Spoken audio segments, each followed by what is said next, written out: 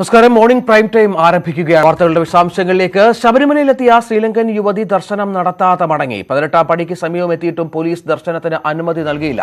Police വിലക്കിനാലാണ് ദർശനം നടത്താൻ കഴിയാതിരുന്നതെന്ന് ദർശനത്തിനെത്തിയ ശശികല മാധ്യമങ്ങളോട് പറഞ്ഞു.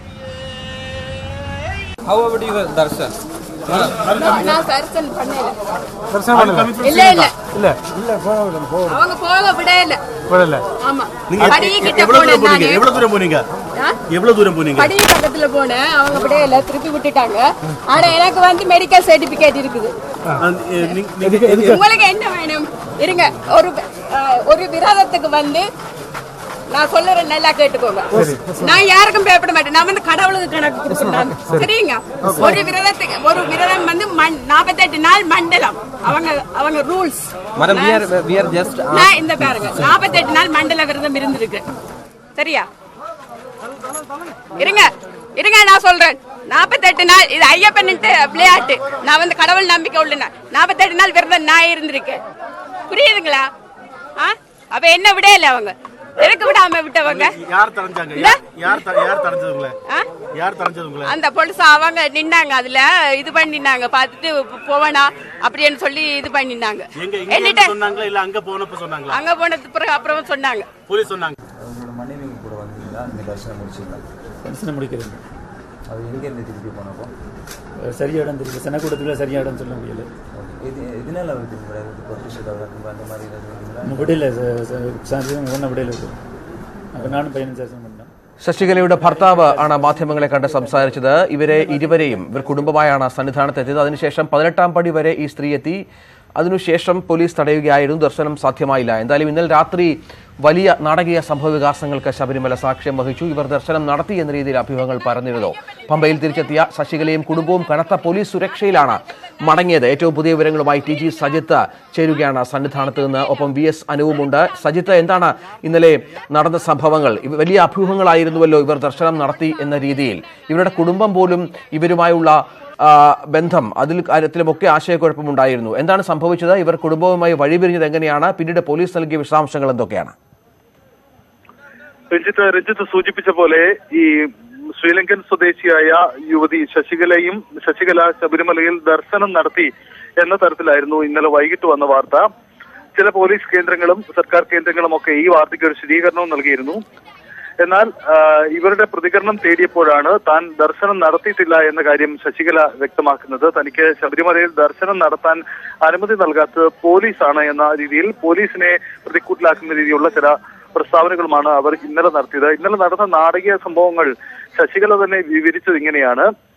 ഇവര് രാമേശ്വരത്തിൽ നിന്നും തീർത്ഥാടനത്തിന് വേണ്ടി കെട്ടുനിറച്ചെത്തിയതാണ്. ശ്രീലങ്കൻ സ്വദേശികളാണ്. രാമേശ്വരത്ത് നിന്നും കെട്ടുനിറച്ചാണ് ഇവർ ഇരുമുടിക്കെട്ടുമായി ശബരിമലയിലേക്ക് എത്തുന്നത്.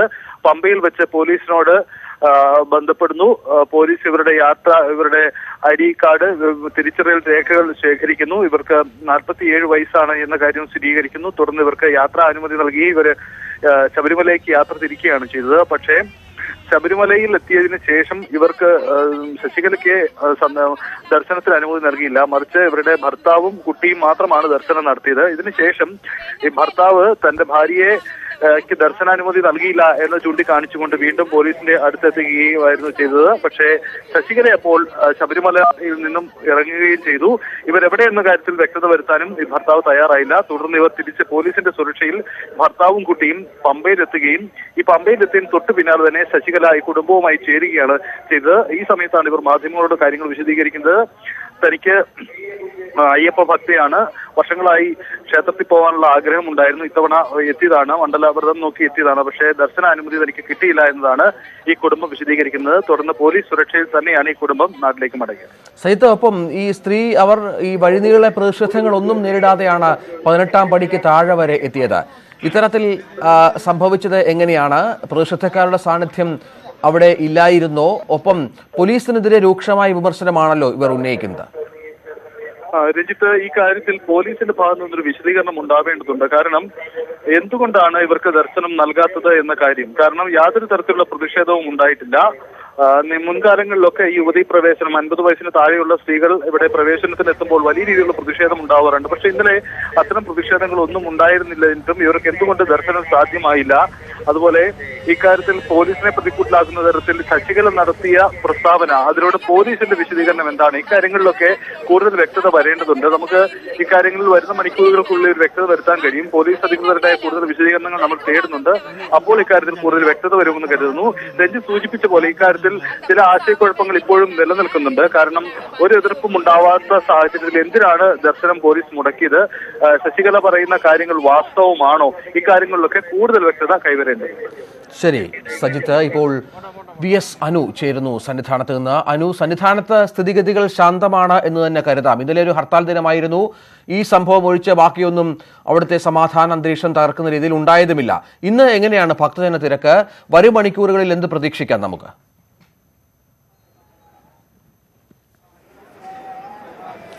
രഞ്ജിത്ത്, തീർച്ചയായും സന്നിധാനത്ത് ഭക്തജന തിരക്ക് തുടരുക തന്നെയാണ്. കഴിഞ്ഞ ദിവസങ്ങളിൽ ഉണ്ടായിരുന്നതുപോലെയുള്ള ഒരു തീർത്ഥാടന തിരക്ക് ഇപ്പോഴും തുടരുന്നു. ഇപ്പോൾ നിലവിൽ നമുക്ക് കാണാൻ കഴിയുന്നത് പോലെ തീർത്ഥാടകർ ഇപ്പോൾ സന്നിധാനത്ത് അയ്യപ്പ ദർശനം നടത്തുകയാണ്.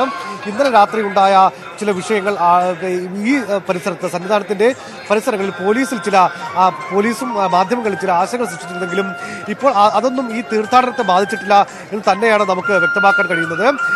കഴിഞ്ഞ ദിവസങ്ങളിൽ ശബരിമല സ്ത്രീ പ്രവേശനം നടത്തിയ സമയം മുതൽ തന്നെ, അല്ലെങ്കിൽ അതിനുശേഷം ഉണ്ടായ വിഷയങ്ങളൊക്കെ നടക്കുമ്പോഴും ശബരിമലയിലെ തീർത്ഥാടനത്തിന് യാതൊരുവിധ ഭംഗവും ഉണ്ടായിരുന്നില്ല. ഇപ്പോഴും ശബരിമലയിലെ തീർത്ഥാടനം വളരെ കൃത്യമായ പോലീസ് സുരക്ഷയുടെ ഭാഗമായി പോലീസിന്റെ നിർദ്ദേശാനുസരണം നടക്കുന്നു എന്ന് തന്നെയാണ് നമുക്ക് ഈ അവസരത്തിൽ ഇവിടെ നിന്ന് പറയാൻ കഴിയുന്നത്. രഞ്ജിത്ത്, അത്തരത്തിലാണ് സന്നിധാനത്തെ സാഹചര്യം. സന്നിധാനത്ത് കാര്യമായ ഭക്തജന തിരക്ക് അനുഭവപ്പെടുന്നുണ്ട്. ഇന്നലെയും ഇന്നും മറ്റുമായി ഹർത്താൽ ദിനവും സന്നിധാനത്തെ ബാധിച്ചിരുന്നില്ല. ശബരിമല സന്നിധാനത്തെ ബാധിച്ചിരുന്നില്ല ഭക്തജന തിരക്കുമായി ബന്ധപ്പെട്ട. ഏറ്റവും പുതിയ വിവരങ്ങൾ നൽകുകയായിരുന്നു VS അനുവും ഒപ്പം TG സജിത്തും. മറ്റൊരു പ്രധാന വാർത്തയിലേക്ക് പോയാൽ, ശബരിമല ദർശനത്തിലെത്തും മുൻപ് യുവതികളായ ബിന്ദുവും കനകദുർഗയും താമസിച്ചത് കർണാടകയിലെ കുടകിൽ. ഇവർ താമസിച്ചിരുന്ന ഹോട്ടലിലെ CCTV ദൃശ്യങ്ങൾ ന്യൂസ് 18 ലഭിച്ചു. ഡിസംബർ 31-നാണ് ഇരുവരും കുടകിൽ നിന്നും കേരളത്തിലേക്ക് യാത്ര തിരിച്ചത്.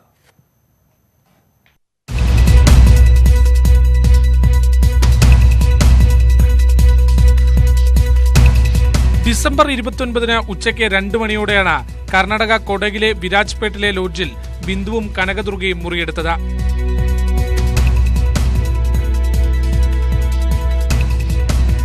ബിന്ദുവിന്റെ കോഴിക്കോട്ടെ വിലാസമാണ് ലോഡ്ജ് രജിസ്റ്ററിൽ രേഖപ്പെടുത്തിയത്.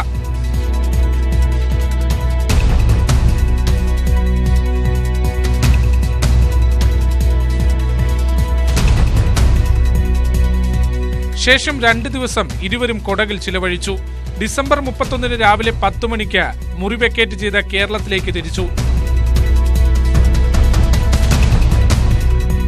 തുടർന്ന് ജനുവരി 1-ാം തീയതി പമ്പയിലെത്തിയ ശേഷമാണ് 2-ാം തീയതി പുലർച്ചെയോടെ സന്നിധാനത്തെത്തി ദർശനം നടത്തിയത്. ഇരുവരും ശബരിമല ദർശനം നടത്തിയ വാർത്ത ദേശീയ മാധ്യമങ്ങളിൽ ഉൾപ്പെടെ വന്നതോടെ ലോഡ്ജ് ജീവനക്കാർ ഇവരെ തിരിച്ചറിയുകയായിരുന്നു. News desk, news 18.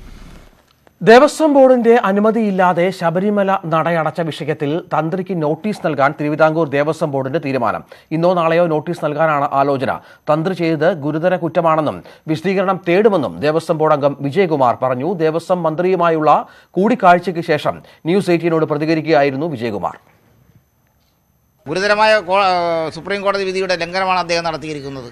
അതുകൊണ്ടാണ് ദേവസ്വം ബോർഡ് വിശദീകരണം ചോദിക്കാൻ തീരുമാനിക്കുന്നത്. നാളെ ദേവസ്വം ബോർഡിൻ്റെ മീറ്റിംഗുണ്ട്.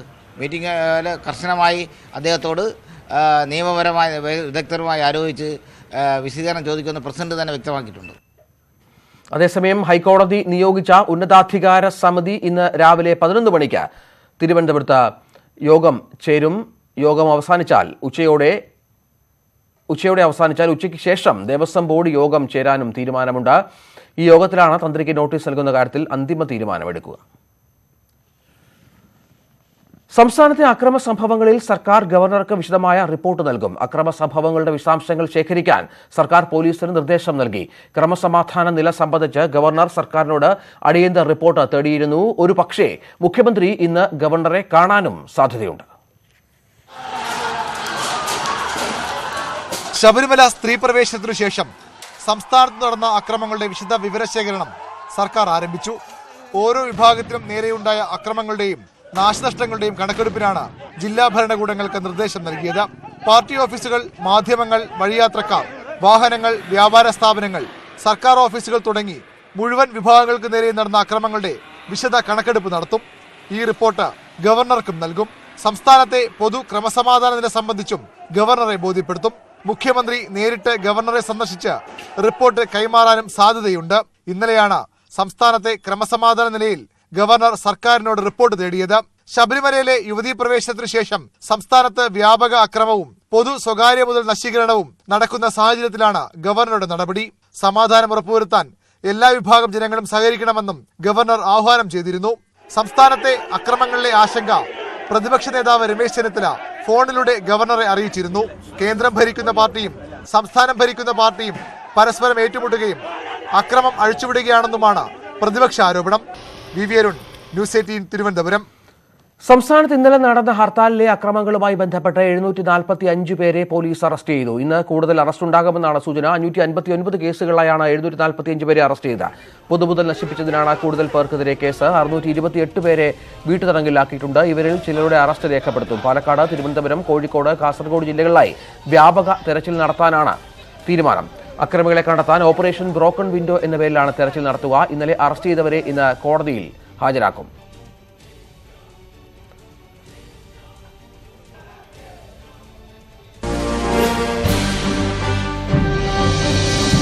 സംഘർഷം അമർച്ച ചെയ്യാൻ പോലീസ് ഇടപെടൽ ഫലപ്രദമോ എന്ന ചോദ്യമാണ് ന്യൂസ് അജണ്ട മുന്നോട്ട് വെക്കുന്നത്. ഇന്നലെ ഉണ്ടായ സംഘർഷങ്ങൾ നമുക്കറിയാം. ഒരു ഭാഗത്ത് BJP സംഘപരിവാർ പ്രവർത്തകർ, മറുഭാഗത്ത് CPM SDPI പ്രവർത്തകർ തമ്മിൽ ഉണ്ടായ വ്യാപക ഏറ്റുമുട്ടലിലും മറ്റും ജനത്തിന്റെ സമാധാനം നഷ്ടപ്പെടുന്ന സാഹചര്യം ഉണ്ടായിരുന്നു. ഈ അക്രമ സംഭവങ്ങളിൽ എല്ലാ വിഭാഗത്തിലുള്ളവരും ഉത്തരവാദികളാകുമ്പോൾ അത് അമർച്ച ചെയ്യുന്നതിൽ എന്തുകൊണ്ട് പോലീസ് ഫലപ്രദമാകുന്നില്ല?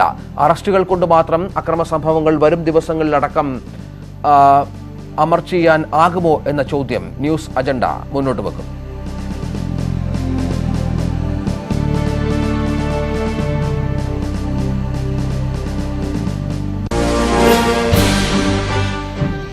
ഹർത്താലുമായി ബന്ധപ്പെട്ട അക്രമങ്ങളെ തുടർന്ന് പാലക്കാട് നഗരത്തിൽ പോലീസ് നിരോധനാജ്ഞ ഏർപ്പെടുത്തി. വൈകിട്ട് 6 വരെയാണ് നിരോധനാജ്ഞ. ജില്ലയിൽ ഇന്നലെ രാത്രിയും അക്രമമുണ്ടായി. പുതുപരിയാരം പഞ്ചായത്ത് വൈസ് പ്രസിഡന്റിന്റെ വീടിന് നേരെയാണ് ആക്രമണമുണ്ടായത്.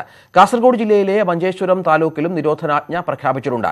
താലൂക്കിലെ എല്ലാ വിദ്യാഭ്യാസ സ്ഥാപനങ്ങൾക്കും ഇന്ന് അവധിയായിരിക്കുമെന്ന് ജില്ലാ കളക്ടർ അറിയിച്ചു. പാലക്കാട് നിന്ന് പ്രസാദ് ഉടുമ്പിശ്ശേരി ചേരുന്നു. പ്രസാദ്, ഏറ്റവും പുതിയ വിവരങ്ങൾ ഇതുമായി ബന്ധപ്പെട്ട്. ഇപ്പോഴും അക്രമ സംഭവങ്ങൾ തുടരുകയാണോ?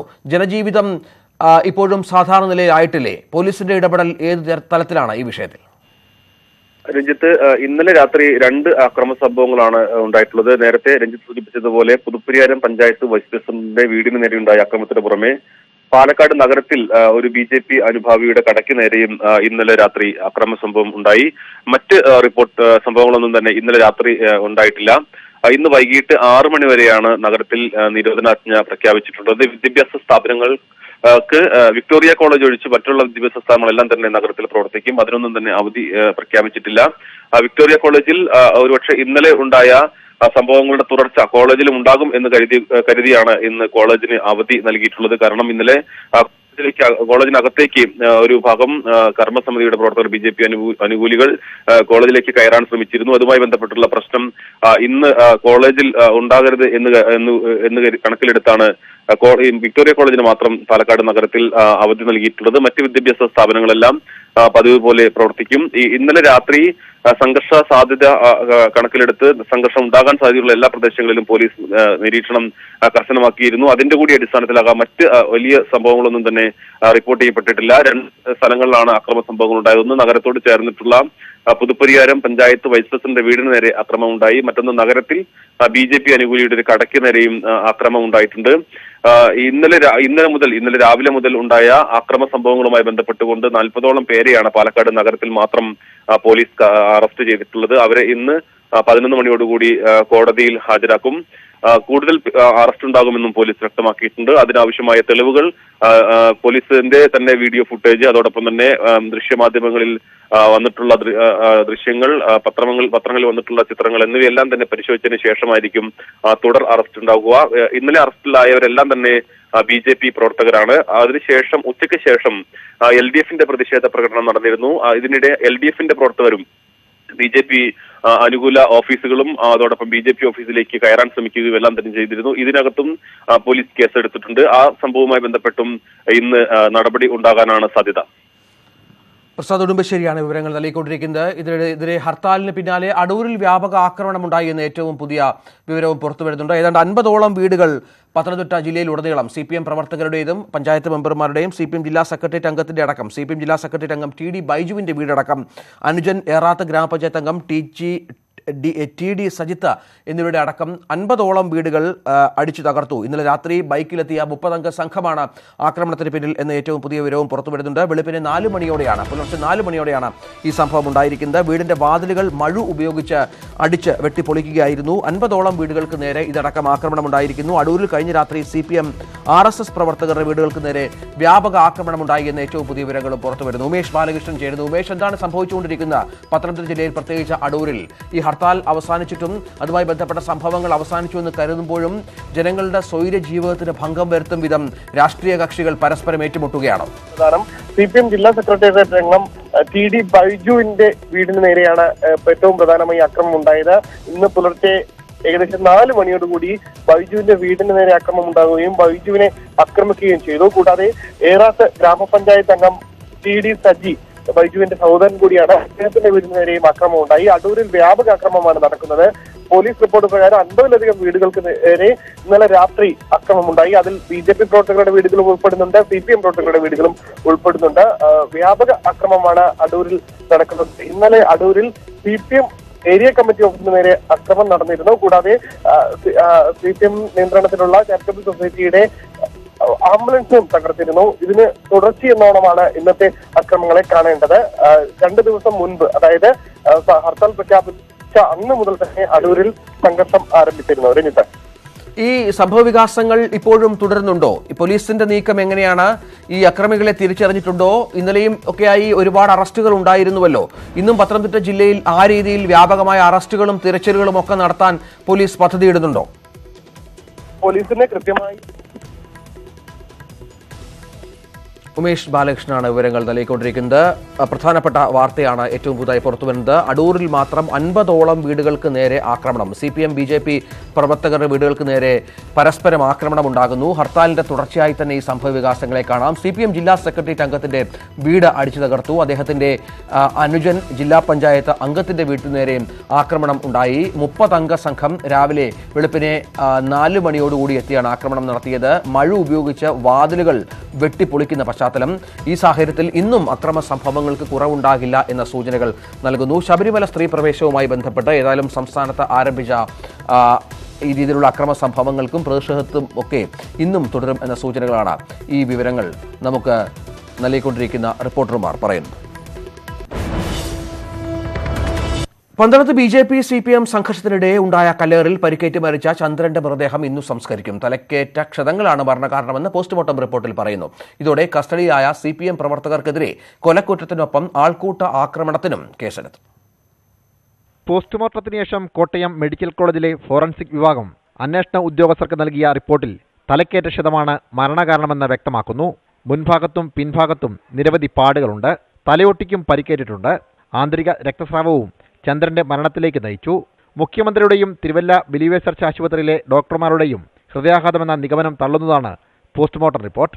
ചന്ദ്രൻ ഹൃദയരോഗബാധിതനാണെങ്കിലും സ്വാഭാവികമായി ഉണ്ടായ ഹൃദയസ്തംഭനമല്ല മരണകാരണമെന്ന് ഫോറൻസിക് സംഘം വിലയിരുത്തുന്നു.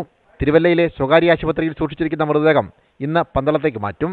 പോസ്റ്റ്മോർട്ടം റിപ്പോർട്ടിലെ കണ്ടെത്തലുകളുടെ അടിസ്ഥാനത്തിൽ കസ്റ്റഡിയിലുള്ള 4 CPM പ്രവർത്തകരിൽ 2 പേർക്കെതിരെ കൊലക്കുറ്റത്തിനൊപ്പം ആൾക്കൂട്ട ആക്രമണത്തിനും വകുപ്പുകൾ ചുമത്തി. ന്യൂസ് 18 കോട്ടയം. മാധ്യമപ്രവർത്തകർക്ക് നേരെ നടന്ന ആക്രമണങ്ങളെ അപലപിച്ച് BJP മുൻ നേതാവ് PP മുകുന്ദൻ. മാധ്യമങ്ങളെ BJP നേതാക്കൾ ബഹിഷ്കരിച്ചതിനോട് അദ്ദേഹം വിയോജിച്ചു. ന്യൂസ് 18 പ്രൈം ഡിബേറ്റിൽ സംസാരിക്കുകയായിരുന്നു PP മുകുന്ദൻ. സംഭവിക്കാൻ പാടില്ലായിരുന്നു, സംഭവിക്കാനുള്ള സാഹചര്യം സൃഷ്ടിക്കാൻ പാടില്ലായിരുന്നു.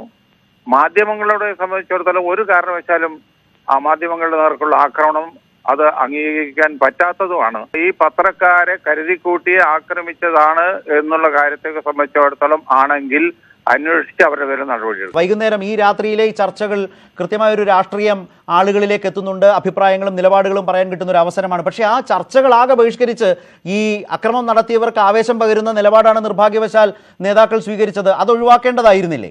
അത് ഒഴിവാക്കേണ്ടതായിരുന്നു. പറയേണ്ട കാര്യങ്ങളെ സംബന്ധിച്ചിടത്തോളം തുറന്നു പറയാനുള്ള വേദി ഉണ്ടാവുന്ന സമയത്ത് അങ്ങനെ പറയേണ്ടതാണ്. നമ്മുടെ കാര്യങ്ങളെ സംബന്ധിച്ചിടത്തോളം അത് വ്യക്തമാക്കി കൊടുക്കേണ്ട ചുമതലയും പ്രസ്ഥാനത്തിന്റെ ചുമതലപ്പെട്ട ആൾക്കാർക്കുണ്ട്.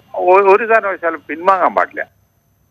വിശ്വാസി എന്ന നിലയിൽ ശബരിമലയിൽ സ്ത്രീകൾ പ്രവേശിക്കുവാൻ ആഗ്രഹിച്ചാൽ അതിൽ പ്രശ്നമില്ലെന്ന് BJP നേതാവും രാജ്യസഭാംഗവുമായ വി മുരളീധരൻ. വിശ്വാസികളായി എത്തുന്ന സ്ത്രീകൾക്ക് ശബരിമല പ്രവേശനം സാധ്യമാക്കുക എന്നത് സർക്കാരിന്റെയും പോലീസിന്റെയും ഉത്തരവാദിത്തമാണ്. എന്നാൽ ആക്ടിവിസ്റ്റുകളെ മലകയറ്റാനാണ് സർക്കാർ ശ്രമമെന്നും മുരളീധരൻ ആരോപിച്ചു. CNN News 18 ചർച്ചയിലായിരുന്നു മുരളീധരന്റെ പ്രതികരണം. I don't say that if women wanted to enter as a devotee and the police gave the protection, it was the duty of the police, it is the duty of the state. Yes. And it was the duty of the state to obey the order of the Supreme Court. But here, the issue is not that the women came there on their own and the police gave the protection. It was a planned effort by the police. And the protection was not given from Pampa.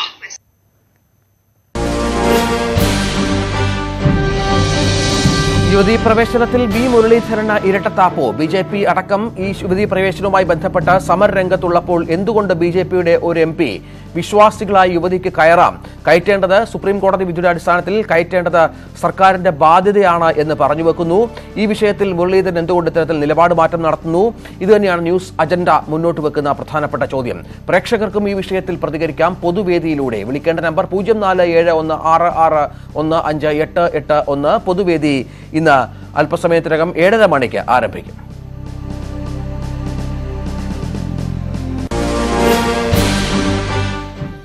Sabarimala വിഷയത്തിലെ കേരളത്തിലെ സംഘർഷങ്ങളിലും മാധ്യമപ്രവർത്തകർക്കെതിരായ ആക്രമണങ്ങളിലും പ്രതിഷേധിച്ച് പാർലമെന്റിന് പുറത്ത് ഇന്ന് ഇടത് MPമാർ ധർണ നടത്തും. ഡൽഹിയിൽ ഇന്നലെ മാധ്യമപ്രവർത്തകർക്ക് നേരെയുണ്ടായ ആക്രമണം സഭയിൽ ഉന്നയിക്കാൻ MPമാർ നോട്ടീസ് നൽകും. ശബരിമലയിൽ ആചാര സംരക്ഷണത്തിന് കേന്ദ്രം നിയമനിർമ്മാണം നടത്തണമെന്നാവശ്യപ്പെട്ട് UDF MPമാരും നോട്ടീസ് നൽകും. CPM സംസ്ഥാന സെക്രട്ടേറിയറ്റ് യോഗം ഇന്ന് ചേരും. ശബരിമല യുവതീ പ്രവേശനത്തിന് ശേഷമുണ്ടായ സംഭവ വികാസങ്ങൾ യോഗം ചർച്ച ചെയ്യും. അക്രമങ്ങളുടെ പശ്ചാത്തലത്തിൽ BJPക്കെതിരായ പ്രചാരണ പരിപാടികൾക്ക് യോഗം രൂപം നൽകിയേക്കും. വനിതാ മതിലിന്റെ അവലോകനവും യോഗത്തിൽ ഉണ്ടാവും. കോതമംഗലം ചെറിയ പള്ളി തർക്കം സംബന്ധിച്ച ഹർജി ഹൈക്കോടതി ഇന്ന് പരിഗണിക്കും. ഓർത്തഡോക്സ് വിഭാഗത്തിന് പ്രാർത്ഥനയ്ക്ക് അനുമതി നൽകിയ കീഴ്ക്കോടതി വിധി നടപ്പിലാക്കാൻ പോലീസ് സംരക്ഷണം ഉറപ്പാക്കണമെന്നാവശ്യപ്പെട്ട് നൽകിയ ഹർജിയാണ് കോടതി പരിഗണിക്കുക. വിധി നടപ്പാക്കാത്തതിൽ പോലീസിനെ കോടതി നേരത്തെ വിമർശിച്ചിരുന്നു. തുടർന്ന് ഓർത്തഡോക്സ് വിഭാഗത്തിന് പ്രാർത്ഥന നടത്താൻ പോലീസ് സംരക്ഷണം ഒരുക്കിയെങ്കിലും യാക്കോബായ വിഭാഗത്തിന്റെ പ്രതിഷേധം മൂലം പിന്മാറിയിരുന്നു. ഈ സാഹചര്യത്തിലാണ് കേസ് കോടതി ഇന്ന് വീണ്ടും പരിഗണിക്കുക. മഞ്ചേശ്വരം നിയമസഭാ തെരഞ്ഞെടുപ്പിൽ ക്രമക്കേട് ആരോപിച്ച സ്ഥാനാർത്ഥിയായിരുന്ന BJPയിലെ K. സുരേന്ദ്രൻ നൽകിയ ഹർജി ഹൈക്കോടതി ഇന്ന് പരിഗണിക്കും. എതിർ സ്ഥാനാർത്ഥിയായിരുന്ന അന്തരിച്ച മുസ്ലിം ലീഗ് MLA PB അബ്ദുൾ റസാഖിന്റെ മകൻ കേസിൽ കക്ഷി ചേർന്നിട്ടുണ്ട്. കഴിഞ്ഞ നിയമസഭാ തെരഞ്ഞെടുപ്പിൽ 89 വോട്ടുകൾക്കാണ് അബ്ദുൾ റസാഖ് വിജയിച്ചത്. മരിച്ചുപോയവരുടെയും വിദേശത്തുള്ളവരുടെയും പേരിൽ റസാഖിന് അനുകൂലമായി കള്ള വോട്ട് ചെയ്തിട്ടുണ്ടെന്നും ഇവരുടെ വോട്ട് ഒഴിവാക്കിയാൽ തെരഞ്ഞെടുപ്പ് ഫലം മറ്റൊന്നാകുമെന്നും ചൂണ്ടിക്കാട്ടിയാണ് സുരേന്ദ്രൻ കോടതിയെ സമീപിച്ചത്. അബ്ദുൾ റസാഖിന്റെ തെരഞ്ഞെടുപ്പ് റദ്ദാക്കി തന്നെ വിജയായി പ്രഖ്യാപിക്കണമെന്നാണ് സുരേന്ദ്രന്റെ ഹർജിയിലെ ആവശ്യം.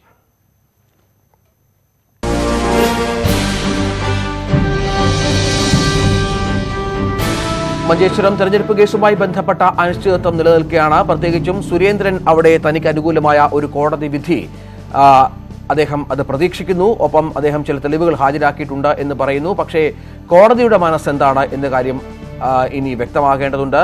ഏതൊക്കെ തെളിവുകൾ കോടതിക്ക് ലഭിച്ചിട്ടുണ്ട്, സുരേന്ദ്രന്റെ വാദം എത്രത്തോളം ന്യായമാണ് എന്ന കാര്യങ്ങളിലൊക്കെ കോടതിയുടെ തീരുമാനമനുസരിച്ചായിരിക്കും കാര്യങ്ങൾ മുന്നോട്ട് പോവുക. അപ്പോൾ ന്യൂസ് അജണ്ട മുന്നോട്ട് വെക്കുന്ന പ്രധാനപ്പെട്ട ചോദ്യം മഞ്ചേശ്വരം തെരഞ്ഞെടുപ്പ് കേസ് എങ്ങോട്ട് എന്നതാണ്.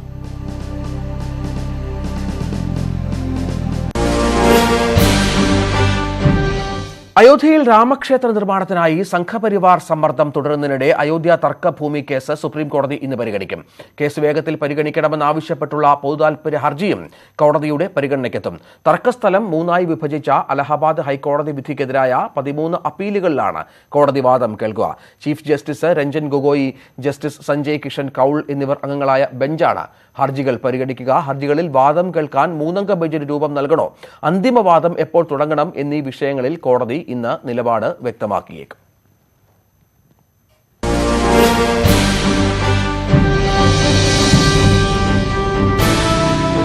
അയോധ്യ കേസും വളരെ പ്രധാനപ്പെട്ട ഒരു ഈ വാർത്താ ദിനത്തിൽ അയോധ്യ കേസും വളരെ പ്രധാനപ്പെട്ട ഒന്നായി മാറുകയാണ്. അയോധ്യ കേസിൽ എന്ന് വാദം ആരംഭിക്കും? ഈ സംഘപരിവാർ സംഘടനകൾ അടക്കം RSS അടക്കം മുന്നോട്ട് വെച്ച ഇതുമായി ബന്ധപ്പെട്ട നിയമനിർമ്മാണം വേണം എന്ന് മോദി സർക്കാരിൽ സമ്മർദ്ദം ചെലുത്തുന്ന പശ്ചാത്തലമുണ്ട്.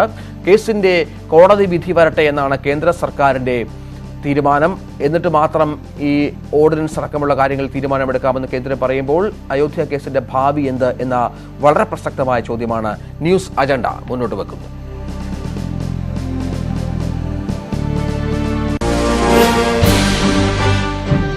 ഇടവേളയാണ്. ഇടവേളയ്ക്ക് ശേഷം പൊതുവേദിയിൽ പ്രേക്ഷകർക്ക് പ്രതികരിക്കാം.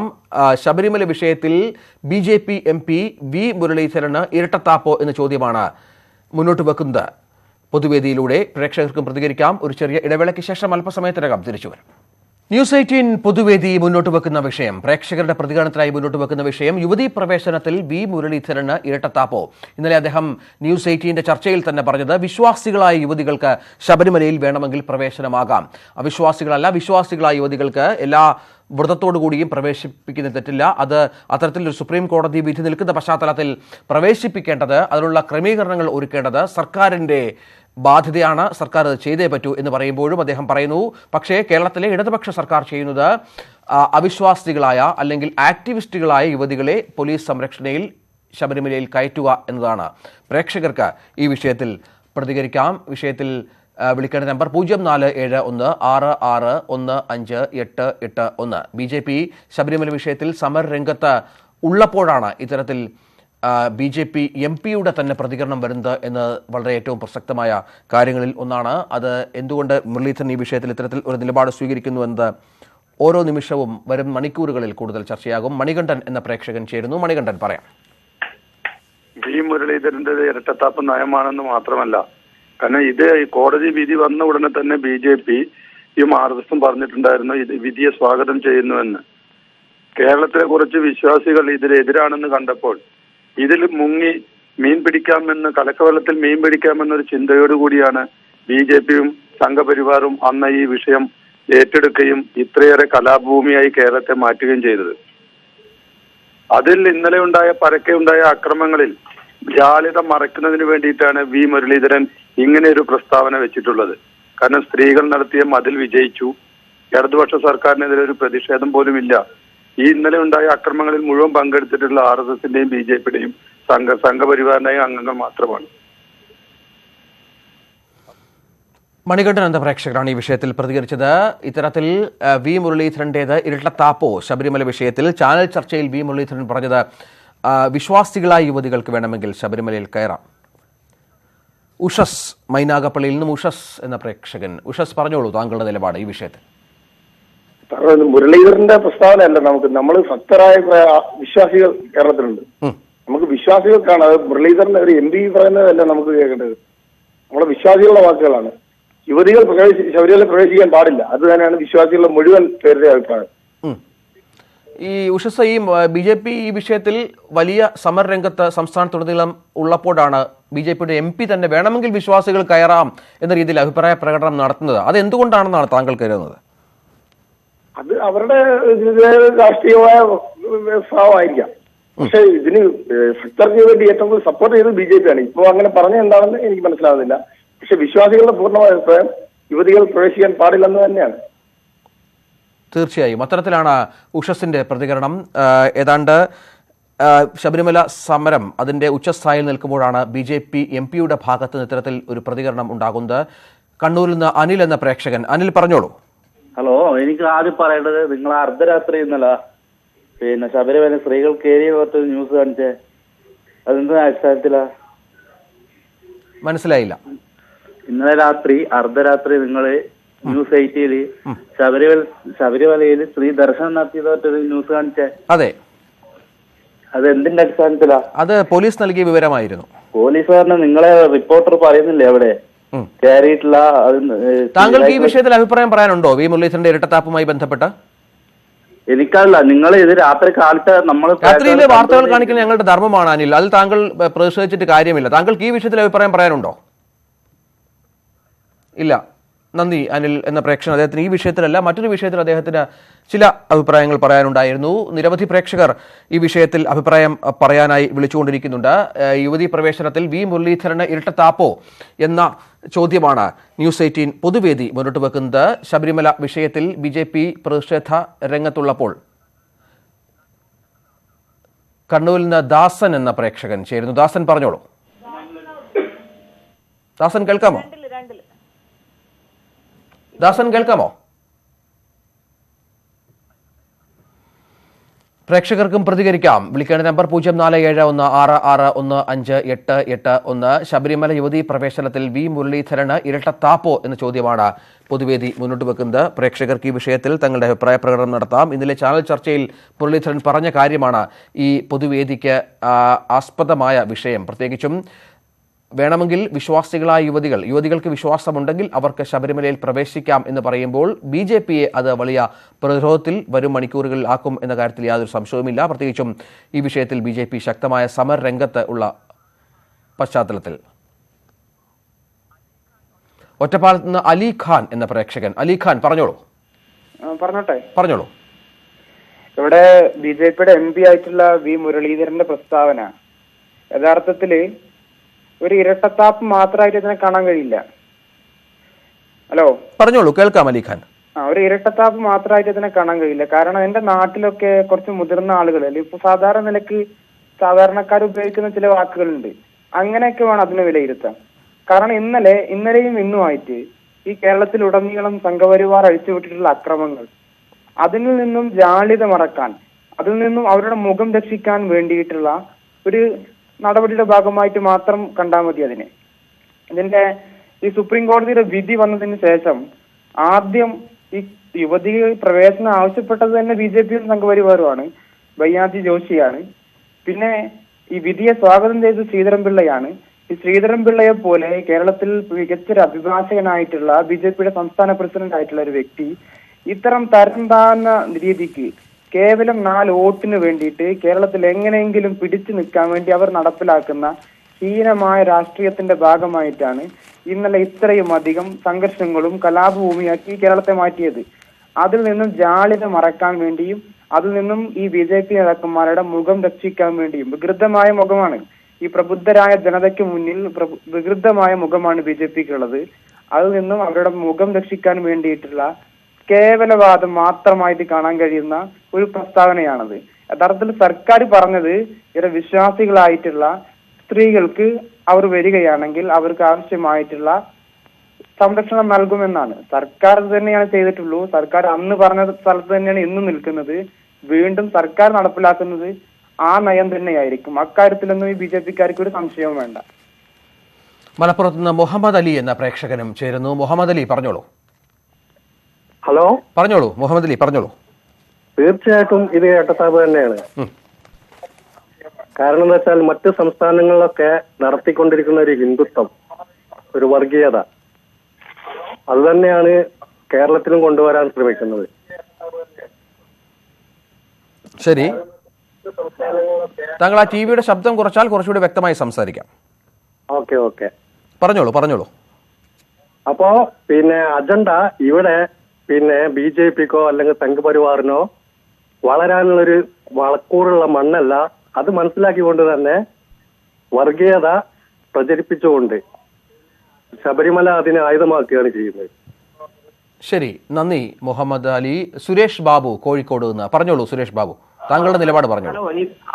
ഇത് കേരളത്തിലെ ജനങ്ങളെയും മൊത്തം പറ്റിക്കുന്ന ഒരു ഇടപാടായിട്ടാണ് എനിക്ക് തോന്നുന്നത് BJPയുടെ തന്ത്രം. BJP മൊത്തത്തിൽ ജനങ്ങളെ വഞ്ചിച്ചുകൊണ്ടിരിക്കുകയാണ്. കാരണം യാതൊരു കാരണമില്ലാതെ ഇന്നലെ എത്ര ആൾക്കാരെയാണ് പരിക്കേൽപ്പിച്ചത്, എത്ര വാഹനങ്ങളാണ് അടിച്ചത്, കേരള സംസ്ഥാനത്തിന് എത്ര നഷ്ടമുണ്ടായത്.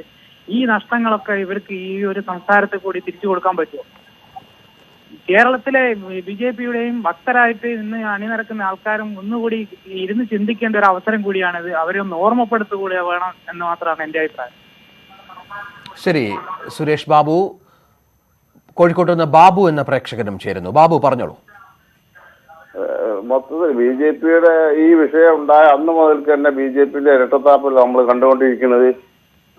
അതെ, അതാണ്. അതുകൊണ്ടാണ് എനിക്ക് പറയാനുള്ളത്. എന്ന് വെച്ചാൽ BJP-ന്റെ രാഷ്ട്രീയ മുതലെടുപ്പിന് വേണ്ടിയിട്ടുള്ള ഇരട്ടത്താപ്പ് നയം, അതാണ് ഇതിൽ നിന്നും വ്യക്തമായി കാണുന്നത്. ശരി, MP-യുടെ ഈ BJP ഇത്തരത്തിൽ വലിയൊരു പ്രതിഷേധ സമരം കേരളത്തിലുടനീളം നടത്തുമ്പോൾ ശബരിമല വിഷയവുമായി ബന്ധപ്പെട്ട് മുരളീധരനെ പോലെ ഉത്തരവാദിത്തപ്പെട്ട ഒരു നേതാവ് വേണമെങ്കിൽ യുവതീ പ്രവേശനമാകാം വിശ്വാസികൾക്ക് എന്ന് പറയുമ്പോൾ അത് BJP-യെ പ്രതിരോധത്തിലാക്കുകയല്ലേ? BJP-യെ പ്രതിരോധത്തിലാക്കുകയാണ്. BJP-ക്ക് ഒരു നിലനിൽപ്പുമാണല്ലോ, അതിന്റെ ഭാഗമായിട്ടാ. അതാണ് അതിന്റെ എനിക്ക് പറയാനുള്ളത്. ശരി ബാബു. കോഴിക്കോട്ട് നിന്ന് ബാബു എന്ന പ്രേക്ഷകരാണ് ഈ വിഷയത്തിൽ അഭിപ്രായ പ്രകടനം നടത്തിയത്. BJP MP താഹ മലപ്പുറത്ത് നിന്ന്. താഹ പറഞ്ഞോളൂ. ഹലോ, ഇത് മറ്റേ വി മുരളീധരൻ സാറിന്റെ ഇത് ഇരട്ടത്താപ്പ് മാത്രമല്ല, വിശ്വാസികൾക്കെതിരെയുള്ള ഒരു വഞ്ചന കൂടിയാണ്. വി മുരളീധരൻ പറഞ്ഞ ഈ പ്രസ്താവന ഇത് ആദ്യം തന്നെ തുടക്കത്തിൽ തന്നെ ഈ സുപ്രീം കോടതി വിധി വരുമ്പോൾ പറയുകയാണെങ്കിൽ BJP ഒന്നടങ്കം ഇത് ഇങ്ങനെ ഒരു വാക്ക് പറയുകയാണെങ്കിൽ ഇത്രയും പ്രശ്നങ്ങൾ കേരളത്തിൽ ഉണ്ടാവില്ല. കാരണം എന്ന് വെച്ചാല് ഇത് മുഖ്യമന്ത്രി പിണറായി നടത്തുന്ന നല്ല കാര്യങ്ങൾ ചവിട്ടി താത്തുവാൻ വേണ്ടിയിട്ട് BJP ഒന്നടങ്കം ഗൂഢാലോചന പ്രകാരമായിട്ടുണ്ടായിരുന്നൊരു പരിപാടി തന്നെയാണിത്. ശരി താഹ, പ്രതികരണത്തിന് ഇത്തരത്തിൽ BJP MP-യുടെ പ്രധാനപ്പെട്ട ഉത്തരവാദിത്തപ്പെട്ട സ്ഥാനത്തിരിക്കുന്ന ഒരു MP-യുടെ പ്രതികരണം ശബരിമല വിഷയത്തിൽ അത് തന്നെയാണ്. നിഷ എന്ന പ്രേക്ഷക അടൂരിൽ നിന്നും. നിഷ പറഞ്ഞോളൂ താങ്കളുടെ പ്രതികരണം. അത് വി മുരളീധരൻ അയാളുടെ അഭിപ്രായമാണ് പറഞ്ഞത്. ഞങ്ങൾ ഭക്തജനങ്ങൾക്ക് കുടുംബത്തിൽ പിറന്ന പെണ്ണുങ്ങൾ ആരും ശബരിമല കയറത്തില്ല പ്രായപരിധി കഴിയാതെ. അയാളുടെ അഭിപ്രായമാണ് പറഞ്ഞത്. BJP-യുടെ അഭിപ്രായമല്ല, അയാളുടെ അഭിപ്രായമാണ് പറഞ്ഞിരിക്കുന്നത്. അത് ഇത്രയും അതിക്രമങ്ങള്, ഇത്രയും പാവപ്പെട്ട ജനങ്ങള് ഇന്നലെ 2 ദിവസം കൊണ്ട് ബുദ്ധിമുട്ടിയിട്ട് ഇപ്പൊ അവസാന നിമിഷം അയാളുടെ അഭിപ്രായമാണ് പറഞ്ഞിരിക്കുന്നത്. ഞങ്ങളുടെ ഭക്തജനങ്ങൾക്ക് പെണ്ണുങ്ങൾ കയറണ്ട. ശരി, കുടുംബത്തിൽ പറഞ്ഞ പെണ്ണുങ്ങൾ ആരും പോകത്തില്ല. ഇയാളുടെ വീട്ടിൽ നിന്ന് ആരും പോകത്തില്ലല്ലോ. അപ്പൊ അയാൾക്ക് അത് പറയാനുള്ള അവകാശം ഇല്ല. അയാളുടെ കാര്യമാണ് പറഞ്ഞിരിക്കുന്നത്. ഈ BJP ഇത്ര കാര്യമായി ഭക്തർക്കൊപ്പം ഈ വിഷയത്തിൽ നിൽക്കുമ്പോൾ ഉത്തരവാദിത്തപ്പെട്ട ഒരു നേതാവ് ഇത്തരത്തിൽ ഒരു അഭിപ്രായ പ്രകടനം നടത്തുന്നത് അത് ഇനിയുള്ള സമര പരിപാടികളെ അടക്കം ബാധിക്കില്ലേ? അത് തന്നെയാ പറഞ്ഞത്. അയാളുടെ അഭിപ്രായമാണ് പറഞ്ഞിരിക്കുന്നത്. അയാൾ മലക്കം പറഞ്ഞതാ. ഇതുവരെ ഈ നിമിഷം വരെ BJP മുന്നിൽ നിന്നിട്ട് അപ്പൊ അതിനു വേണ്ടിയിട്ട് പ്രവർത്തിച്ച മറ്റുള്ള ജനങ്ങളെ അയാൾ വിദ്യയാക്കി. ശരി ശരി, നന്ദി നിഷ. ശിവൻ എന്ന പ്രേക്ഷകൻ. ശിവൻ പറഞ്ഞോളൂ. ഹലോ, ആറങ്ങോട്ടുകരയിൽ നിന്നാണ്. അതെ, ശബരിമല അയ്യപ്പൻ എന്ന് പറയുന്ന ആ വിശ്വാസം, അത് സുപ്രീം കോടതി 5 ജഡ്ജിമാരിരുന്ന് 4 ജഡ്ജിമാരെ കൊണ്ട് പറയിപ്പിച്ചു സ്ത്രീകളെ കയറ്റണമെന്ന്. അത് അയ്യപ്പന് പറയാൻ കഴിയുമെങ്കിൽ അയ്യപ്പൻ നേരിട്ട് പറയുമായിരുന്നു. പക്ഷെ അത് കഴിയാത്ത കാരണം സുപ്രീം കോടതി ജഡ്ജിമാരെ കൊണ്ട് പറയിപ്പിച്ചു. ഈ അഭിപ്രായം BJP-ക്കും കോൺഗ്രസിനും എല്ലാവർക്കും ഉണ്ട്. സ്ത്രീകളെ മലയിൽ കയറ്റണം എന്നുള്ള അഭിപ്രായം എല്ലാവരിലും ഉണ്ട്. പിന്നെ വോട്ടിന് വേണ്ടി കടിപിടി കൂടുന്ന നാണം കെട്ട ഇടപാടാണ് ഇപ്പൊ നടന്നുകൊണ്ടിരിക്കുന്നത്. ശരി, നന്ദി ശിവൻ പ്രതികരിച്ചതിന്. പ്രജിത്ത് എന്ന പ്രേക്ഷകൻ ചാലക്കുടിയിൽ നിന്ന്. പ്രജിത്ത് പറഞ്ഞോളൂ. സാറേ, ഇത് മുരളീധരന്റെ ഒരു രക്തതാപ് തന്നെയാണ്. അതായത് സ്ത്രീകള് കയറാൻ പാടില്ലാത്തടത്ത് കയറാൻ പാടില്ല എന്നുള്ള എല്ലാ നല്ല ഭക്തരായ ജനങ്ങൾക്ക് അറിയാം. അതൊരു പാർട്ടിക്ക് വേണ്ടിയിട്ട് ചെയ്യണ പരിപാടി എന്നത്. കേരളത്തിൽ ഇന്നലെ തന്നെ എത്ര നാശനഷ്ടങ്ങളുണ്ടായി. അപ്പൊ തന്നെ അറിഞ്ഞൂടാ ഇത് BJP-യുടെ രക്തതാപ് തന്നെയാണ്. ഇത് BJP എന്ന് പറഞ്ഞ പാർട്ടി കേരളത്തിൽ ഇല്ലാണ്ടാവണം. എന്നിട്ടാണ് ഇത് അയ്യപ്പനെ വെച്ചുകൊണ്ട് കളിക്കണ്ട. ഒരു സ്വാമിയുടെ എന്റെ വീട്ടിലായാലും സ്ത്രീകളുണ്ടെങ്കിൽ അവർ കയറാൻ തന്നെ പറയുന്നത് വെച്ചാൽ ഈ പെണ്ണുങ്ങൾ ഇങ്ങനെ കയറുമ്പോ തന്നെ പറയുന്നത് വെച്ചാൽ അയ്യപ്പന്റെ ആ ദർശന സ്ഥലം മോശമാക്കി എന്നാ പറയണേ. ഇത് BJP-യുടെ ഇരട്ടത്താപ്പാണ്. അയാളൊരു MP അല്ല ശരിക്കും പറഞ്ഞു കഴിഞ്ഞാൽ. ജനങ്ങളെ ഉപദ്രവിക്കാൻ വേണ്ടി നിൽക്കുന്ന ആളാ. ഒരു ഭക്തിയുള്ള ഒരു സ്ഥലത്ത് ഇങ്ങനെയൊക്കെ നടത്താൻ പറഞ്ഞാൽ അവിടെ പ്രളയം വന്നു. ഒരു കല്ലെടുത്ത അയാളുണ്ടായി അവിടെ. ഒരു സാഹചര്യത്തിന് കല്ലെടുത്ത ഈ MP പോയുണ്ടായോ? ശരി പ്രജിത്ത്. റംല പത്തനംതിട്ടയിൽ നിന്ന്. റംല പറഞ്ഞോളൂ. ഇത് ഇപ്പൊ പറയുകയാണെങ്കിൽ എന്താ പറയാ, ഒരിക്കലും സംഭവിക്കാൻ പാടില്ലാത്ത സാറേ സംഭവിച്ചിരിക്കണേ. കാരണം ഭക്തജനങ്ങളെ ബുദ്ധിമുട്ടിക്കാതെ മാത്രമല്ല, പൊതുജനങ്ങളെ കേരളത്തെ മൊത്തം ബുദ്ധിമുട്ടിക്കുന്ന ഒരു സംഭവമല്ലേ ഇപ്പൊ ഉണ്ടായിരിക്കണേ. ഇപ്പോ ഈ ഒരു പേര് പറഞ്ഞിപ്പോ ഇന്നലെ പന്തളത്ത് ഒരാളെ ജീവൻ പോയി. ഇനിയിപ്പോ എത്ര പേര് ആൾക്കാരെ ജീവൻ പോകാൻ കിടക്കണം. ഇതിപ്പോ നേതാക്കന്മാർ ഓരോരുത്തർ ഇപ്പൊ മുരളീധരൻ പറഞ്ഞു കേട്ടില്ലേ, ഓരോരുത്തർ ഇങ്ങനെ അവരെ മാറി മാറി പറഞ്ഞുകൊണ്ടിരിക്കും. അവരെ പാർട്ടിയും അവരെ വലുതൊന്നും നോക്കിക്കൊണ്ട്. പക്ഷെ ഞങ്ങളെപ്പോലുള്ള ജനങ്ങളാണ് ഇപ്പൊ ഇതിൽ ബുദ്ധിമുട്ടിക്കൊണ്ടിരിക്കുന്നത്. ഇതിലിപ്പോ എന്താ പറയാ, അവര് ഇപ്പൊ മുരളീധരൻ പറഞ്ഞ പോലെ പുള്ളിക്ക് പിടിച്ചു നിൽക്കാനുള്ള ആ ഒരു ഇതാണ് ഇപ്പൊ പുള്ളി പറഞ്ഞുകൊണ്ടിരിക്കുന്നത്. ഇപ്പൊ ഇതിലിപ്പോ ഇന്നലെ പന്തളത്ത് ഒന്നും അറിയാത്ത ഒരു പാവം മനുഷ്യന്റെ ജീവൻ പോയി ഈ ഒരു പേര് പറഞ്ഞ്. ഇനിയിപ്പോ നമ്മുടെ കേരളത്തിൽ എത്ര പേര് ജീവൻ പോയി ഈ ഒരു പേര് കൊണ്ട്? ഒരിക്കലും ഞാനും ഒരു ഭക്തിയാണ്, അയ്യപ്പ ഭക്തിയാണ്. പക്ഷെ ഒരിക്കലും സംഭവിക്കാൻ പാടില്ലാത്താണ് ഇപ്പൊ സംഭവിച്ചിരിക്കുന്നത്. 2 സ്ത്രീകള് അവരെങ്ങനെ അവിടെ എത്തി? അവരെ കൊണ്ടുപോയ ആൾക്കാർ ഇതിന്റെ പുറകിൽ ഒത്തിരി പേര് കളിക്കുന്നുണ്ട്. ഇതിന്റെ പേരിൽ ഒരാൾ 2 പേരല്ല. ഇതിലിപ്പോ ഇനി എന്താ പറയണ്ടേ, ഇനി ഇതില് ഈ പേര് പറഞ്ഞ് ഇനി ആൾക്കാർ പോയിക്കൊണ്ടിരിക്കും, ഇനി ആൾക്കാരുടെ ജീവൻ പോയിക്കൊണ്ടിരിക്കും. ശരി റംല പ്രതികരിച്ചതിന്. സിയാദ് എന്ന പ്രേക്ഷകരും ചേർന്ന് തിരുവനന്തപുരത്ത് നിന്ന്. സിയാദ് പറഞ്ഞോളൂ. ഹലോ, അദ്ദേഹം ഇത് ചാനലിൽ ഇന്റർവ്യൂ കൊടുത്തത് എന്തായാലും കേരളത്തിലെ മാധ്യമങ്ങൾക്കല്ല, വെളിയിലാണ്. അപ്പൊ വെളിയിൽ BJPയുടെ മുഖം രക്ഷിക്കാൻ വേണ്ടിയിട്ട് കാണിക്കുന്നതാണ്. ഇന്നലെ തന്നെ ഒരു MP 2 യുവതികൾ പ്രവേശിച്ചു എന്ന് പറഞ്ഞപ്പോൾ BJPയുടെ MP തന്നെ അതിനെ സപ്പോർട്ട് ചെയ്തിട്ടുണ്ട്. അപ്പോ അവർക്ക് അവിടെ അവരുടെ നിലനിൽപ്പം കേരളത്തില് അവർ ഇരട്ടത്താപ്പമാണ് കാണിച്ചുകൊണ്ടിരിക്കുന്നത്. അപ്പോൾ ഇതുവരെ അവർ നടത്തിയ വിഷയങ്ങളെല്ലാം തന്നെ ഇന്നലത്തോടുകൂടി അല്ലെങ്കിൽ ഇന്നലെ അദ്ദേഹം കൊടുത്ത വാർത്തയോടുകൂടി എല്ലാം അവസാനിച്ചിരിക്കുകയാണ്. ഇന്നലെ ഇതിന്റെ പേരിൽ വ്യാപക അക്രമമാണ് കേരളത്തിൽ മൊത്തം നടന്നിട്ടുള്ളത്. അപ്പൊ ഇവർ എന്തിനാണ് ഇങ്ങനെ ചെയ്യുന്നതെന്ന് ചോദിച്ചാൽ വോട്ട് മാത്രമാണ് അവരുടെ ഇത്. അപ്പോൾ ഒരു MP ഇങ്ങനെ ഒരാള് BJPയുടെ ഒരാൾ ഇങ്ങനെ പറയുന്നു കയറുന്നതിൽ കുഴപ്പമില്ല, മറ്റേ ആള് പറയുന്നു കയറുന്നതിൽ തടസ്സമുണ്ട്, ഹിന്ദു ഐക്യവേദിയുടെ ആള് പറയുന്നു കയറണ്ട. അപ്പൊ ഇവരുടെ വിധി വന്നത് മുതൽ ആദ്യം തൊട്ടേ 1999 മുതൽ ഇവർ പറയുന്നത് ആർക്ക് വേണം അവിടെ കയറാം, ഭക്തരായിട്ടുള്ള വിശ്വാസികൾക്ക് അവിടെ കയറാം, സ്ത്രീകൾക്ക് കയറാം, യുവതികൾക്ക് കയറാം, ആർക്ക് കയറിയാലും കുഴപ്പമില്ല. 2015 ഉമ്മൻചാണ്ടി മുഖ്യമന്ത്രിയായിരുന്ന സമയത്ത് തന്നെ അവിടെ ജനം TV തുടങ്ങിയ സമയത്ത് അവര് തന്നെ ന്യൂസ് വിട്ടിട്ടുണ്ട്. അവിടെ 20-നും 30-നും ഇടയിലുള്ള പ്രായമുള്ള സ്ത്രീ അവിടെ കയറിയിട്ടുണ്ട്. അപ്പൊ അതൊന്നും അവർക്കൊരു വിഷയം ആയിരുന്നില്ല അന്ന്. നന്ദി പ്രതികരിച്ചതിന്. നന്ദി. താങ്കളുടെ പ്രതികരണത്തിന്. നിരവധി പ്രേക്ഷകർ ഈ വിഷയത്തിൽ പ്രതികരിച്ചു. വിശ്വാസി എന്ന നിലയിൽ ശബരിമല സ്ത്രീകൾക്ക് പ്രവേശിക്കാൻ ആഗ്രഹിച്ചാൽ അതിൽ പ്രശ്നമില്ലെന്നാണ് BJP നേതാവ് V മുരളീധരൻ പറഞ്ഞു വെച്ചത്. അതുമായി ബന്ധപ്പെട്ട പ്രതികരണമാണ് പ്രേക്ഷകർ നടത്തിയത്. ഒരു ചെറിയ ഇടവേളയ്ക്ക് ശേഷം കൂടുതൽ വാർത്തകളുമായി തിരിച്ചെത്താം.